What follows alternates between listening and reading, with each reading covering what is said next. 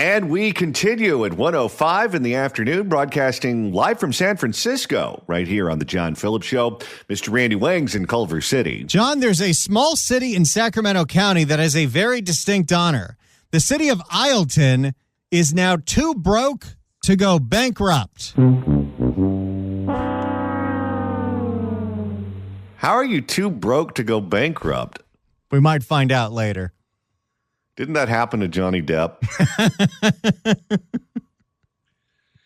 800-222-5222 is the telephone number, 1-800-222-5222. It is our pleasure to welcome our next guest to the program. He is an academic and a writer whose work has appeared in the New York Times, the Wall Street Journal, the National Review, the Washington Times, and other outlets. He puts out excellent analysis online, which you can get from his Twitter feed at VD Hanson. Victor Davis Hanson, welcome. Thank you for having me. Well, thanks so much for stopping by. So I'll tell you, I was reading about past presidential campaigns on an airplane recently, and I was reading about that 1988 race between George H.W. Bush and then Massachusetts Governor Michael Dukakis, who I think is now teaching at UCLA in the political science department. But the issue that really turned that race more than any other issue, besides the picture of him in the tank with the helmet, was the Willie Horton ad. The fact that Michael Dukakis was a soft-on-crime governor who would furlough criminals and allow criminals to continue to victimize the population.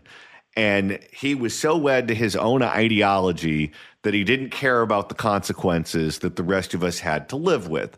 The public just couldn't accept that from a candidate for president in 1988. You open up the newspaper and you look at current events right now, and you see illegal alien truck drivers who have been given driver's licenses by the state of California who kill innocent people in Florida after doing reckless things. And most recently, we had one kill 3 innocent people here in California in the Inland Empire after apparently and allegedly being high on drugs and doing reckless things. And Gavin Newsom's immediate response is not to express regret, is not to say we need to change our policy, not to say we're going to make sure that this never happens again. He immediately uses it as a chance to blame the feds, to blame Donald Trump, when in fact, I guess there is a certain amount of blame that the feds should absorb. But it wasn't Donald Trump who was president when they had the opportunity to deport this guy and they chose not to. It was Joe Biden. Do you think that incidents like these, particularly when there's no contrition and there's no willingness to acknowledge that clearly mistakes have been made, that this could be Gavin Newsom's Willie Horton? I do, if the candidate, the conservative candidate, whoever it is willing to do what Lee Atwood did. That was the George H.W. Bush's campaign manager. And he ran that, the tank ad, the Boston Harbor ad. And he really showed that Mike Dukakis was not just a professional technocrat, he was a hardcore liberal. And that has to be done to Newsom. He's not a technocrat, he's not a moderate, he's a hardcore liberal. But the truck driving issue in California, I think it's one of the biggest issues.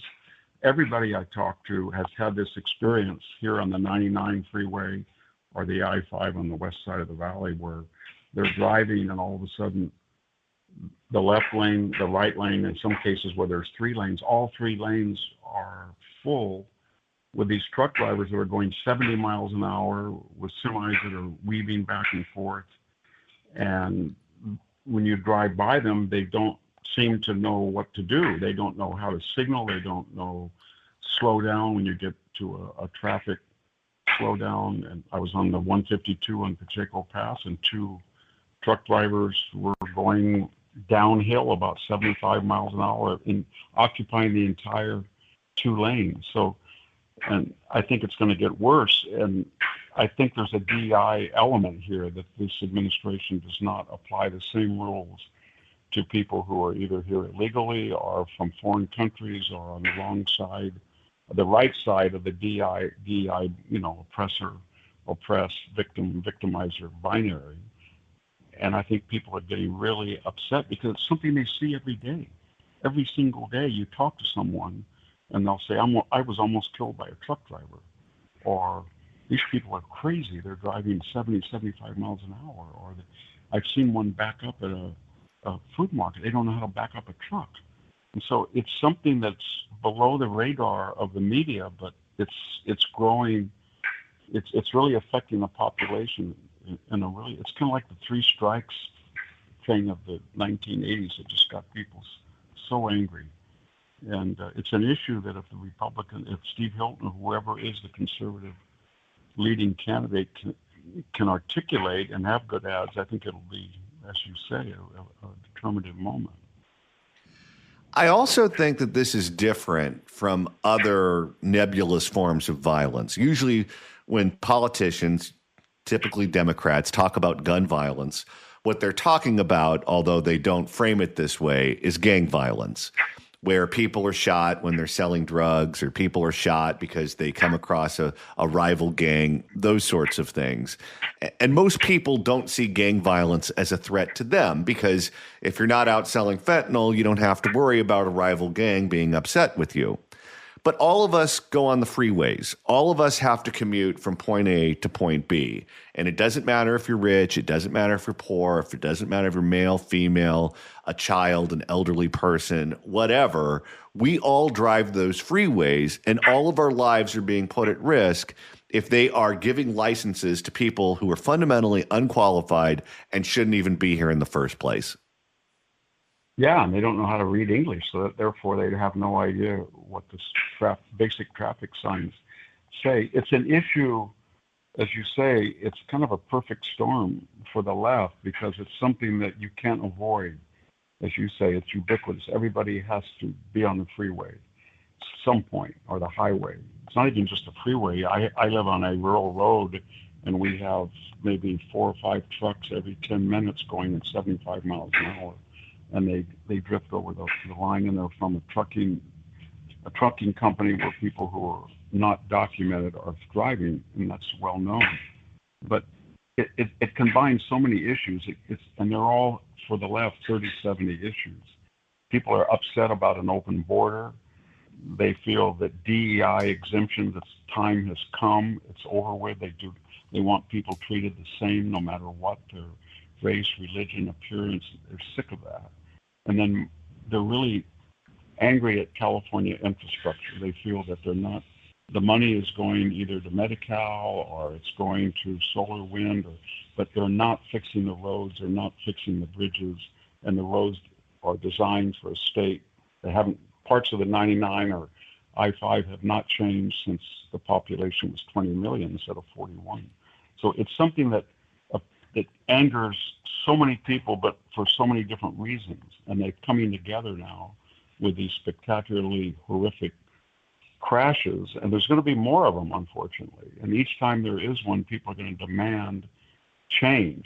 And I don't know why people aren't reacting. I have a lot of friends in the Sikh community, but I don't know why they would circulate a petition and get over 1 million signatures, basically, to want to exempt the Florida driver who killed 3 people and seemed indifferent. That was a politically disastrous thing to do, but I guess they felt in California or in blue states that would be something that people would rally for, but it seemed incoherent.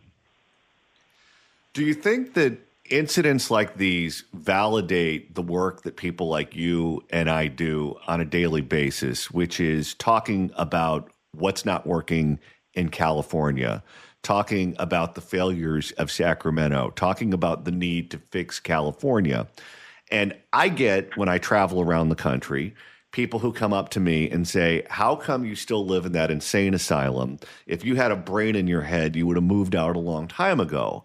And I say to them, and I believe it to be true to my core, if some of us don't stick around and fight this insanity that's going on here, it's going to come to you. Because what happens in California doesn't stay in California. It spreads to the rest of the nation. And this is a perfect example. where the dysfunction in Sacramento allowed not just one, but two illegal alien truck drivers to have licenses so they could operate vehicles they were not qualified to operate.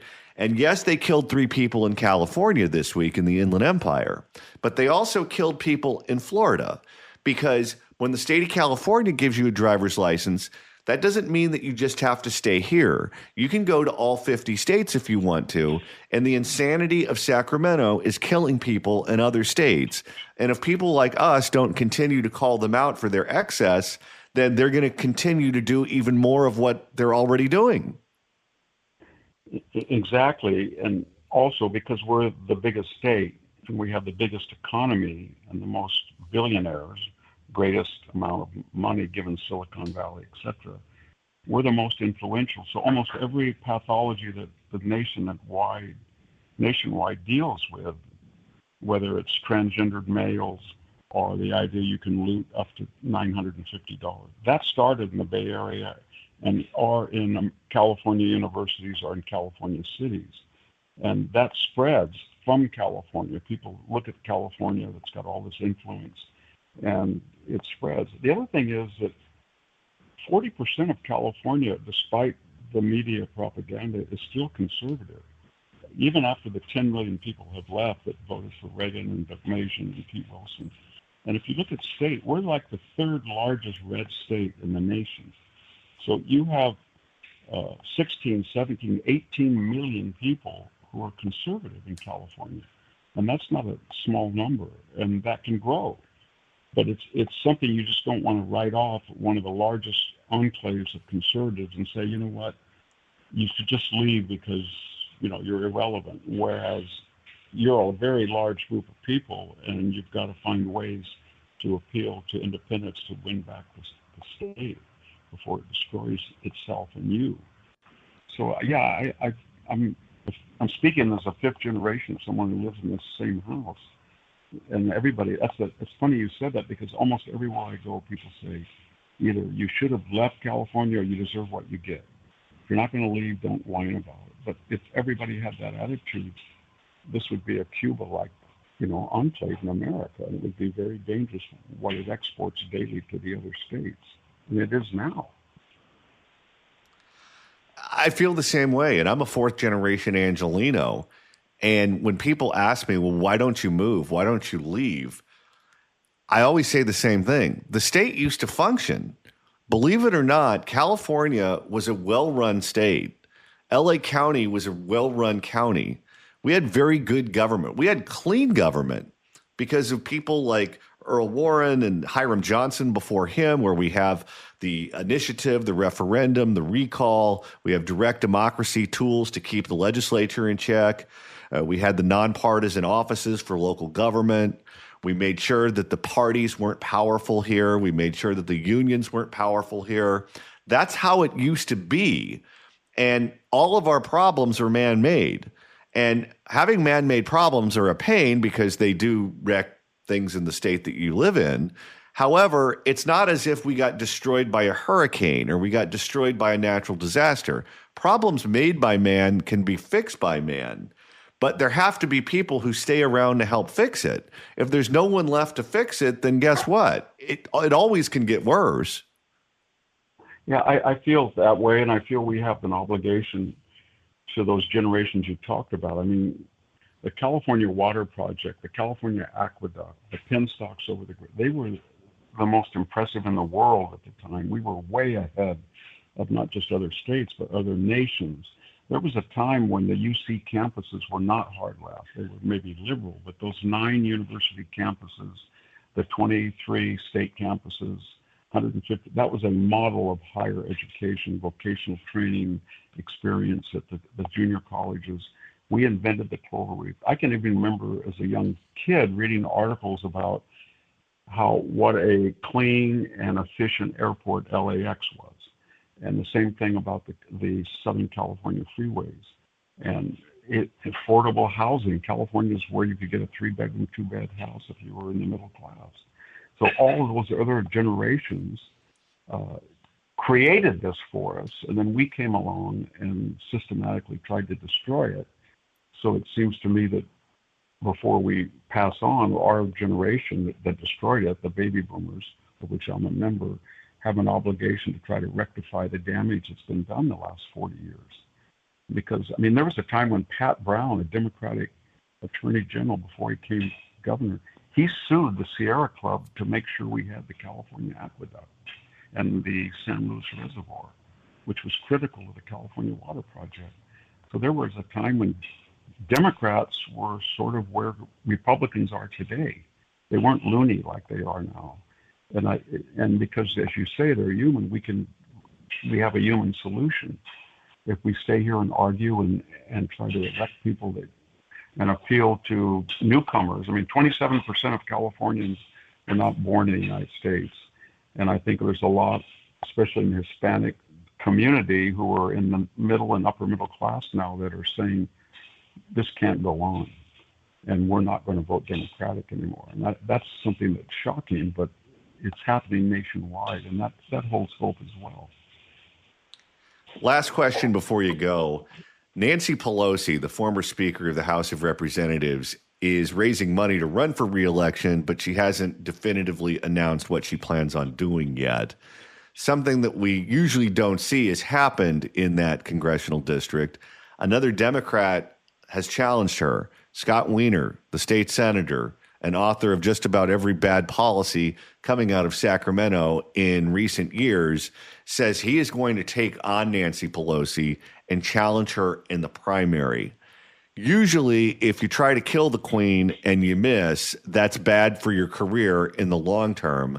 What do you make of what he's trying to do? And do you think he will be successful?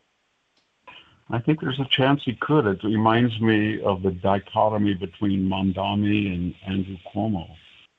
Andrew Cuomo was a corrupt, old-fashioned Democratic politician with a lot of scandals and deaths on his hands, and yet, as bad as all that was, he would never have done to New York. He would never do to New York what Mondami's doing. Mondami, however, is the new Democratic Party. It's not even Democratic, it's socialist. As Nancy Pelosi was a corrupt, old-fashioned wheeler-dealer and represented the worst in the Democratic Party. However, compared to Wiener, she's Cuomo. But I think, like Cuomo, she's going to lose because she's the past of the party. And she's pathetic the way she's trying to appeal to her new base. She said that she'd like to arrest ICE officers. That's right out of Jefferson Davis, the state rights, trying to arrest a federal officer for protecting federal property and enforcing federal law. It's like bleeding Kansas in 1850. So she was actually advocating an encounter where an armed state officer would try to arrest unlawfully a federal officer lawfully enforcing a federal law. And so she's desperate to sound like Cuomo and appeal to this new base, but I don't think it's going to work. I think she's in the past, done toast. The great Victor Davis Hanson. You can follow him on X at VD Hanson. Victor, thanks so much for stopping by. Always a pleasure. Thank you. 222-5222 is the telephone number, 1-800-222-5222. If you'd like to email the show, you can do so at johnnydon'tlikeshow@gmail.com. That's johnnydon'tlikeshow@gmail.com.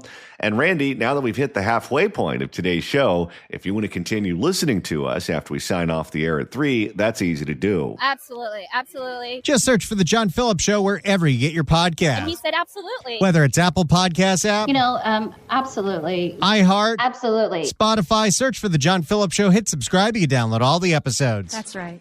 I like that. That was amazing. 800-222-5222 is the telephone number, 1-800-222-5222. And Randy, what do you say we make a couple of listeners very happy? Let's do that right now. 790 KABC welcomes Jagged Edge to the Toyota Arena on November 6th. Tickets on sale now at Ticketmaster.com. But right now, caller number 9 at 1-888-790-5222 gets a pair of tickets to the show. Tickets furnished by Live Nation. Good luck dialing. All right, it's time to open up the California Crime Blotter. If the cashier is dummy. Questions? And surprise, surprise, this edition involves a very expensive watch. There have been a lot of these stories lately. A lot of people just walking, minding their own business in West Hollywood when people pull up in masks to rob them at gunpoint to steal that watch. The problem with this one was the person they tried to rob is an ex-boxer. Uh-oh. For more, here's NBC4 in Los Angeles. Now an NBC4 exclusive, NBC4 Investigates has obtained new video of an attempted robbery in West Hollywood. Police say a man with a gun tried to steal a Rolex from a pedestrian, but he may have picked the wrong target. That man is a former professional fighter, and he fought back. NBC4's Alex Rozier just spoke exclusively with him. Joins us live with the story. Alex. Yeah, that man was walking down Sweetser Avenue with his girlfriend in West Hollywood when someone jumped out of a car with a gun and targeted his Rolex. But the gunman didn't get away with anything. And how much impunity do you have to do this kind of crap in broad daylight in front of everybody? Well, especially if you're going to do it to Ken Shamrock. Didn't get away with anything. In fact, he was beat up and the scuffle was caught on camera. I'm not sure, but something's going on. Please come. Surveillance cameras captured the chaotic scene in West Hollywood as a neighbor frantically called 911 after witnesses say an armed man tried to steal someone's Rolex. Someone's got a gun. Someone pulled it on someone. Someone tried to tackle a nice lady. It's happened in front of my house. The target turned out to be a retired professional fighter who was out for a walk with his girlfriend. That retired fighter didn't want to show his face, but he spoke exclusively with NBC4. A small black sedan pulled up. Guy jumped out with a gun, came at me and attacked me. I was able to disarm and take the gun from him. I had him pinned down. He was trying to get up. No way! That is some bravery right there. Sounds like Sweetser turned into the octagon. I had him pinned down. He was trying to get up. No way! We're not letting him go! And the gun was loaded, you said? The gun was loaded. When they pulled the chamber back, one popped out of the chamber, so it was ready to go. His girlfriend quickly jumped in to help. You saw his gun, too. I'm the one that when the gun was wrestled to the ground, I'm the one that went and grabbed it and picked it up and threw it over the apartment fence. These are a couple of people that have had defense classes. I hope she kicked the hell out of him, too. LA County Sheriff's deputies responded and took the gunman into custody, but the getaway driver took off. This incident on Sweetser Avenue in West Hollywood happened less than 2 weeks after a similar story a half-mile away.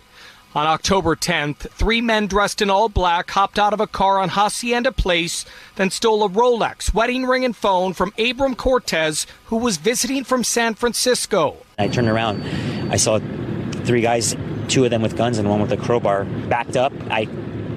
If these are not the same guys, then this crime is so common that everybody's doing this. Well, and if you take a shot with a crowbar to the head, you're going to go back to San Francisco not looking the same. Threw my keys down and I started giving them my things. It is unknown if these 2 incidents are related. Still, the news has neighbors concerned. For someone to be robbed at gunpoint at 1 p.m. in daylight on a Wednesday is freaky and very scary. What is your message to the community? Stay vigilant and keep your head on a swivel. Stay safe. Be prepared. Don't walk in WeHo anymore. Well, thank God George Gascon's not still there. That guy would be already out. What is your message to the community? Stay vigilant and keep your head on a swivel. Stay safe. Be prepared. California makes it tough to carry a gun, but, if everybody had a gun, this wouldn't happen. I like that guy. And as I mentioned, deputies arrested 1 person. The getaway driver took off. We are working to get you a good description of the getaway car and the people in it. We don't have that just yet. If you have any information that may help investigators here, you're asked to contact the LA County Sheriff's Department. We're live in West Hollywood tonight. I'm Alex Rozier, NBC4 News. Wow. So there you go. Yet another attempted Rolex robbery, although this time they tried to rob a professional fighter. That'll be the last time they do that. Unfortunately, I think we got to go back to former LAPD Chief Michael Moore. It is not a good idea to wear a Rolex in Southern California. And if you do, make sure you're an MMA fighter. All right, Randy, it's time to reopen the blotter. If the cashier is dummy. Questions? And this one takes us to Pittsburgh without the H. It's like Liza with a Z. Pittsburgh in the Bay Area had a big old drug bust. For more, here's NBC in the Bay. Thanks, guys. Now let's get you caught up on what else is making news tonight, including disturbing discoveries in 2 separate East Bay neighborhoods that have neighbors on edge. Large bags of what police say appears to be fentanyl and the equipment used to make it. NBC Bay Area Fentanyl labs in Pittsburgh. NBC Bay Area's Tom Jensen is in Pittsburgh tonight, where one of the busts was just 2 blocks from the police department. Pittsburgh police, with the help of Confire hazmat teams, processed the evidence. Large bags stuffed with orange pills that police believe is fentanyl. It all started when police served a search warrant Saturday. Video from a neighbor's security camera shows the seconds when Pittsburgh PD raided the home in a gated community on Seward Drive. Wait, who's doing this in a gated community? I told you, I know someone who lives in a gated community in Southern California who bought a house that was clearly used for drugs, to make drugs, to manufacture drugs, because it had all of the equipment that was still there. They left a lot of it there when they left. And then one day, at an odd time, some weird-looking guy started knocking on the door wanting to buy drugs. And they had to be told that those owners were no longer there. Neighbors are shaken by the bust and what one man says was suspicious activity next door. No people. I've got a translator. No, nothing. This neighbor is deaf and only speaks Bulgarian, but told me through text. That's quite a combo. Whoa. I wonder if Gavin Newsom will give him a trucker's license, too. This neighbor is deaf and only speaks Bulgarian, but told me through text translation the people who live next door used his water for 3 months until he turned it off, and he wondered what was going on in the home. You didn't report that? Yeah, that seems like a red flag to me. And neighbors are concerned about what could have happened if drugs were truly being made and sold from the home. Because that house could blow up because they're manufacturing drugs. Well, it's not meth. I don't think fentanyl is as explosive as the stuff that's in meth, but it's still a toxic biohazard, that's for sure.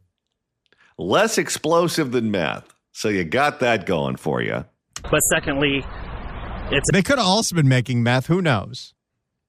Combo platter. Well, typically, I got to imagine if you're selling somebody downers, you also want to sell them uppers. That's true. When you hear the advocates for the drug-addled homeless like Karen Bass and Gavin Newsom talk, the homeless need the meth to stay awake at night so they don't get sexually assaulted, and they need the fentanyl to sleep during the day when it's safe to do so. Well, if you go to a Ralph's, they'll sell you tea to wake up in the morning and tea to go to bed at night. It's a danger to the community by bringing in rivalry. Somebody could come in here that is in competition with them and shoot up these houses. Especially for our children, you know. It's going to be a Pittsburgh drug gang war. It's quite dangerous. Yeah. Caesar Line Bartels just moved into the neighborhood 2 weeks ago. I'm glad they found it, you know, because I thought we were moving into a very quiet community. And then Too late to get out of that lease? Yeah, the realtor didn't tell you about this? And then all of a sudden, boom. That neighbor's Ring camera also caught other activity at the home earlier in the week where 2 men loaded items into a black Cadillac Escalade and a white pickup and then drove away. According to Pittsburgh PD, evidence from that first raid led to a second bust on Gymno Avenue. That's just 2 blocks from police headquarters here, where they found what they believe is more fentanyl and likely the equipment to make the drugs. And about those 2 vehicles... I didn't even know you could manufacture. I thought it was so easy to get from China and Mexico. Why try making it yourself? Maybe it's like, I don't know, when you shop at a farmer's market.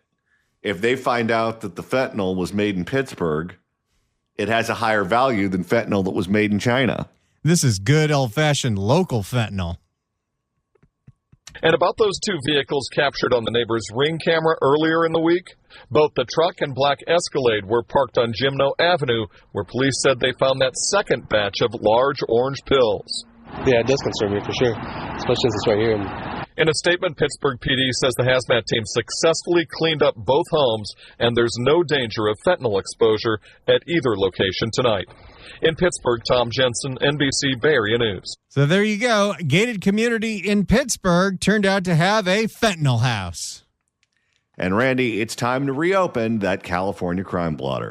If the cashier is dummy. Questions? And this one takes us to a place that's real close to Santa Anita Racetrack. We're going to Arcadia, where a couple got robbed and tied up in their own home. For more, here is NBC4 in Los Angeles. Right now, police are looking for 4 armed men accused of tying up 2 homeowners in Arcadia, stealing their jewelry and their car. NBC4's Macy Jenkins joins us now from Arcadia with reaction from neighbors. Macy. Hi there, Carolyn. Yes, police here in Arcadia are still on the hunt for those 4 men who tied up a couple inside of their home this afternoon. Now, it's still unclear whether they were targeted or whether they had a reason for picking that particular residence and those particular people. I mean, they usually case the joint. Yeah, and sometimes if you go to a nightclub or you go to a high-end restaurant and they see you with a Rolex or with expensive jewelry, they'll just follow you home. You can see the disbelief on David Wang's face when we told him about... No relation. Not a long-lost relative? Nope. You can see the disbelief on David Wang's face when we told him about the brazen home invasion next door that happened while he was at work. Wow. And tied them up and stole their car. And they tied? They tied them up. And 2 people? 2 people. Wow, unbelievable.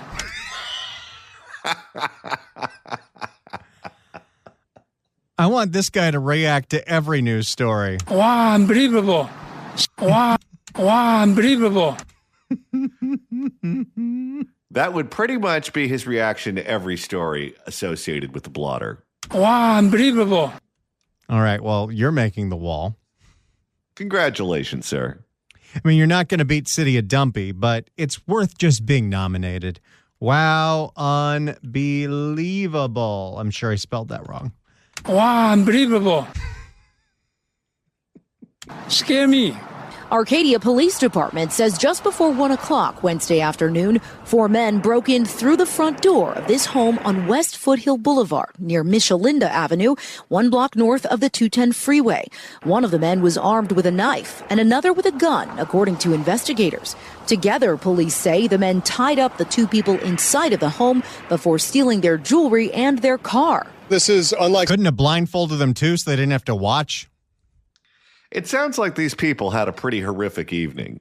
This is unlike something we've seen before in recent times. It's very unfortunate. Arcadia is known to be a very safe city. And except if you're a horse. Yeah. Then if you don't win, guess what? Off to the glue factory you go. And a community of homes. Thankfully, the 2 people in the home were able to untie themselves and get help from someone nearby. Fortunate that bystander was there and able to call the police, and we were able to come to the scene quickly.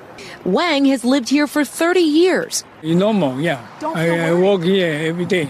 And describes his neighbors as a nice married couple who moved to the area from China about 5 years ago. The big door is in the backyard. Wait, I'm going to need another pass at that. Let's hear that again. The big door is in the backyard. Okay, I know what he said. Do you know what he said? I think he said there's a big dog in the backyard. Yes! Look at you. All right. The big door is in the backyard. Well, that's not enough. Maybe that couple from China is going to have to put a Great Wall in the front, too. How come this street very safe? This area is very safe. How come? Unbelievable. Lieutenant Ryan. I love this guy.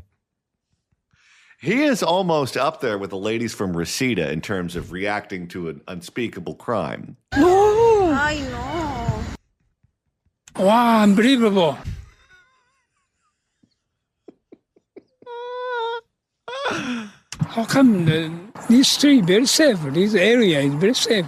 This street is very safe. This area is very safe. How come? How come? Look at you translating your relative. Unbelievable. Lieutenant Ryan Mulhall says the stolen car... Great name.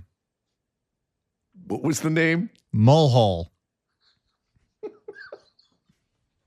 Lieutenant Ryan Mulhall says the stolen car was later found 16 miles away from the home on West Olympic Boulevard in the Pico Union area. His advice for the community? Be vigilant. Boy, do we hear that in every single story. They always say the same things. Get lights, get security cameras, get an alarm system, get a dog. Well, how often do we do these stories where they have some of those elements, if not all of them, and they still get robbed? Be vigilant in your community. If you see something, say something. Never heard that one before, Mulehole. Yeah, apparently he wasn't here in the early 2000s. Join a neighborhood watch program and get to know your neighbors. Police only have a limited description of the four men. They believe they were all wearing dark-colored clothing at the time. One detail, though, stands out. One of the men was allegedly wearing a reflective safety vest. That's the very latest. Reporting live here Wait a minute. A reflective safety vest? Don't criminals usually like to wear all black so they blend in with the elements? Yes. They're not trying to stand out like they're a Caltrans worker? Well, there have been, at least in Studio City and other neighborhoods, burglars who were wearing those kinds of outfits and looking like the Village People because they thought it would be inconspicuous. Oh, we just look like a contractor. But it makes you stand out, especially at night. That's true. That's the very latest. Reporting live here from Arcadia tonight. Macy Jenkins, NBC4 News. Now, Mr. Wang, what do you think about the fact that one of these guys was wearing a reflector vest? Wow, unbelievable. It just goes to show you how brazen they are. When they're looking to commit an illegal act, instead of trying to stay under the radar, they dress like they're trying to avoid being run over by a 747 on a runway. Wow, unbelievable. Okay, that one's growing on me.